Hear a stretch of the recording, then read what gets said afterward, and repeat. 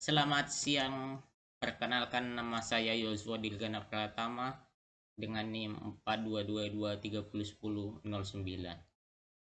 Di sini saya dari PBL Dehydrator akan menjelaskan mengenai PBL saya, yaitu Food Dehydrator atau yang biasa disebut dengan mesin pengering makanan.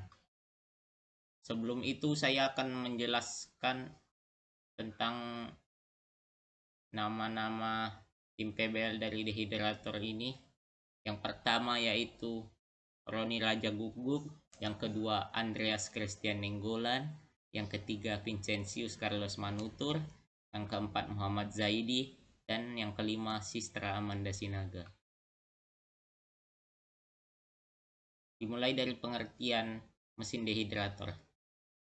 Mesin dehydrator atau food dehydrator adalah alat yang dibuat untuk mengeringkan makanan dan menghilangkan kandungan air yang ada di dalam makanan sehingga makanan menjadi kering.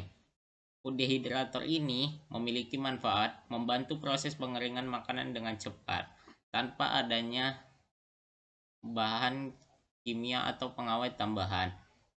Food dehydrator mampu menjaga nutrisi makanan agar lebih sehat, alami, dan tanpa adanya bahan kimia tambahan. Food dehydrator beberapa fungsinya.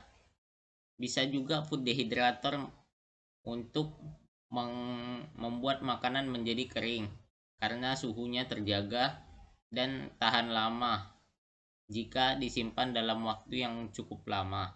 Food dehydrator memiliki pengerjaan yaitu proses pengeringan yang dilakukan oleh mesin dehydrator dengan cara memanaskan udara yang ada di dalam alat tersebut, lalu mengalirkannya di sekitar makanan itu. Kemudian, aliran udara yang panas itu membantu makanan dalam menguapkan air, sehingga makanan menjadi kering dan makanan dapat terhindar dari terjadinya pembusukan. Ini adalah bentuk diagram blok dari mesin food dehydrator.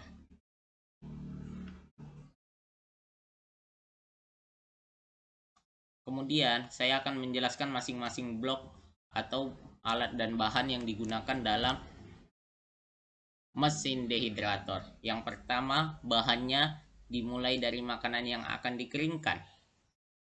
Kita perlu menyediakan makanan yang akan dikeringkan oleh mesin dehydrator. Contohnya buah-buahan dan sayuran. Yang kedua, heater atau elemen pemanas. Heater banyak digunakan di dalam kehidupan sehari-hari, di dalam rumah tangga, industri, dan lain-lain.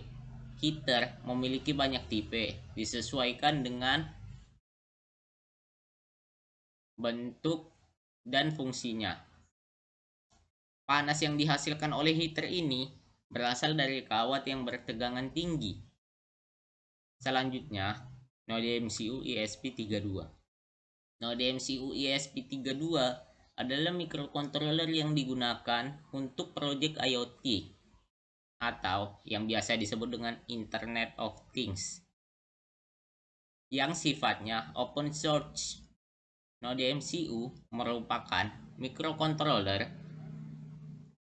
berbasis ESP32 dari perusahaan Espressif. Node MCU dilengkapi dengan micro USB port untuk memasukkan program yang dibuat. Keempat, termostat. Termostat adalah alat kontrol suhu yang biayanya rendah namun sangat bermanfaat. Dengan modul ini dapat dengan cerdas mengontrol daya ke sebagian jenis perangkat listrik berdasarkan suhu yang dirasakan oleh sensornya. Akurasi yang tinggi disertakan. Termostat bisa terhubung langsung dengan listrik PLN, namun ada juga yang menggunakan tegangan input 12 volt sehingga harus menggunakan adaptor. Yang kelima, relay 4CH atau relay 4 channel. Relay yang biasa disebut dengan saklar yang dioperasikan secara listrik merupakan komponen elektromekanikal yang terdiri dari dua bagian utama, yaitu elektromagnet atau coil dan mekanikal atau saklar. Relay memiliki prinsip elektromagnetik untuk menggerakkan kontak saklar sehingga arus yang kecil dapat menghantarkan listrik ke tegangan yang tinggi. Keenam, sensor DHT.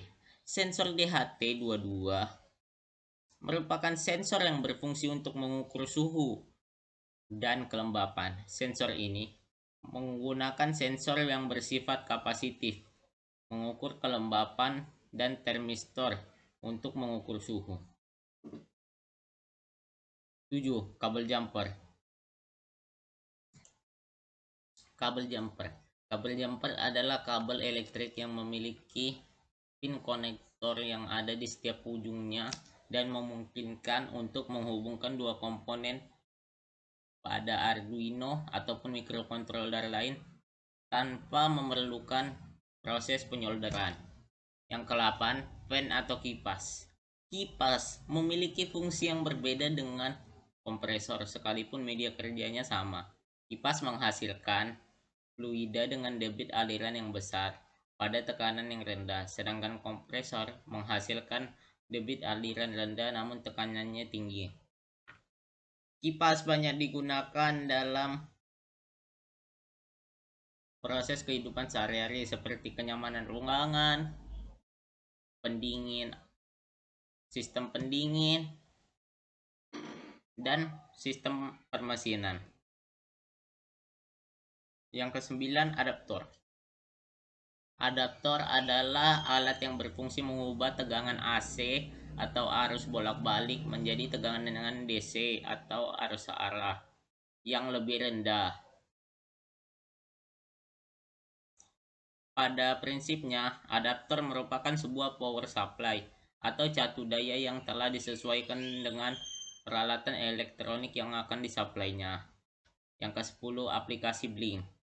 Aplikasi Blink merupakan wadah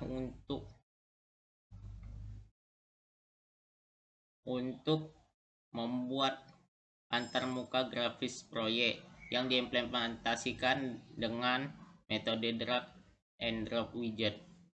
Penggunaannya mudah dan mengatur semua yang dikerjakan dalam kurun waktu 5 menit. Sekian presentasi dari saya ucapkan terima kasih.